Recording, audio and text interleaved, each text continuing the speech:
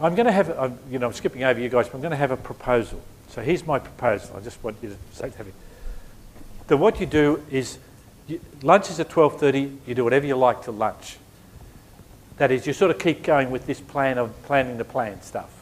And just keep talking about that. Then after lunch, what we'll do is we'll start talking about those lesson structure things to do that. Now, no one so far has mentioned anything about data, but because you're sick of data, but can I show you something about data that you'll say, oh, that was interesting? Yes. I'll show you. I realise you sort of got killed with data, but I'll actually do something with you to show you something you can do with your teachers that actually will lift the notion of looking at data into a whole different level, hopefully. That's my claim. So I'd like to do that, but we'd also start looking at the lesson structures thing for the rest of the day. And then next week, among other things, we'll actually continue the lesson structure, look at the differentiation, look at the self-contained thing, and I'll talk about the observations a bit. Are people happy with that vaguely as a plan? Okay, so just do whatever you like till lunchtime. Keep doing the planning for the plan, so that by lunchtime, you'll sort of know what you're going to do when you go back to school. And if you've still got other issues and want more time there, then in fact at 2:30, when Lena wants you to stay and to do work, you'll be able to keep going with that then. So okay, so that's our plan for the rest of the day. I want to talk about using data at school improvement, and I detected from you that you're really sick of talking about data and sick of talking about NAPLAN and so on. But I want to give you another way of thinking about the resource that the NAPLAN gives you. Now, I assume that you understand the basic comparisons. The box and whisker plot against the state and your kids and how it fits in, and comparing the grammar and spelling and so on with the numeracy result, and actually then comparing the boys and the girls, and whether the boys are overrepresented at the top. A lot of schools find the boys and the girls are similar-ish, but the boys are overrepresented at the top and the bottom. So it means that the girls are actually all sort of working in the middle, and it's trying to understand, well, what does that mean for the teaching? What I could see in this school where I thought the teaching was boring, what it seemed to be is it was the girls who really weren't interested in boring teaching.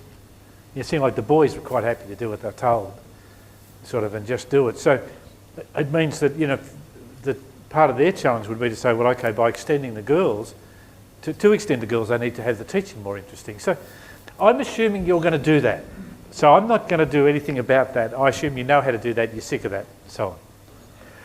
I also, by the way, there are plenty of other types of data that you can look at as a way of getting to understand your kids, the challenges, the curriculum, and whatever it happens to be.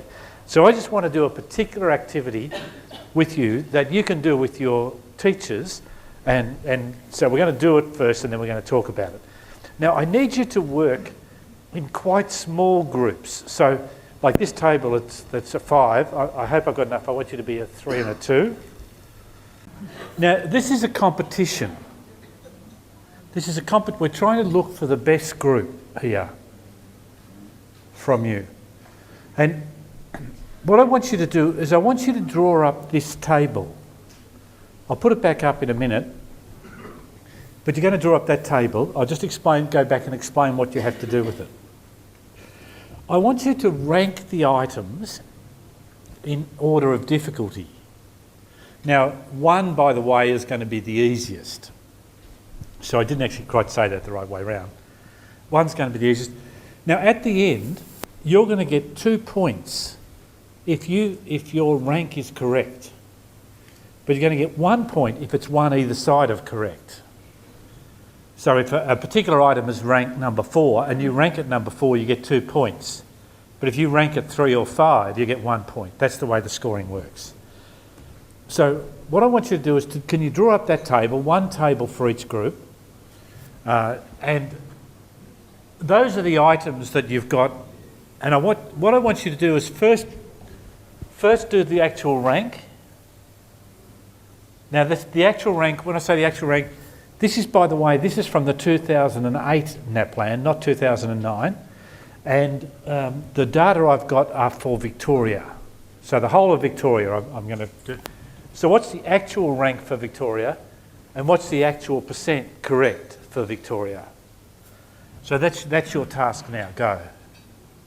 Can you have a look at question 30, please? And I'm wanting to ask some groups about where they ranked question 30 and to justify why they ranked it there. More than half of the Victorian kids chose option C as the one that's not 3/4. And it was ranked number 6. So if you ranked at 6, you get 2 points.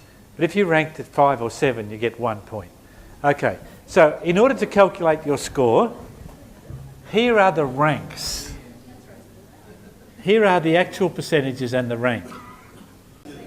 Now, the most important thing about this, of course, is to work out who's the winner, which is the winner.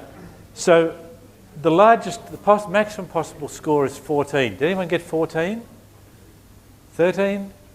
12? 11? 10? 9? 8? 7? 6? Oh, dead heat, look at that.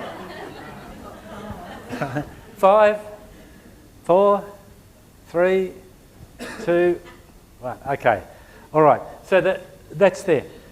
Does anyone want to make any comments about things that are particularly surprising to them about these data? Can I ask you, I want to actually talk about this just a little bit more, but can I ask you to talk at your tables about this question? Would you do what I just did with the kids? And how would you do it?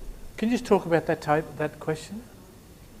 Now, the first thing about the first sentence is it's talking about a garden centre.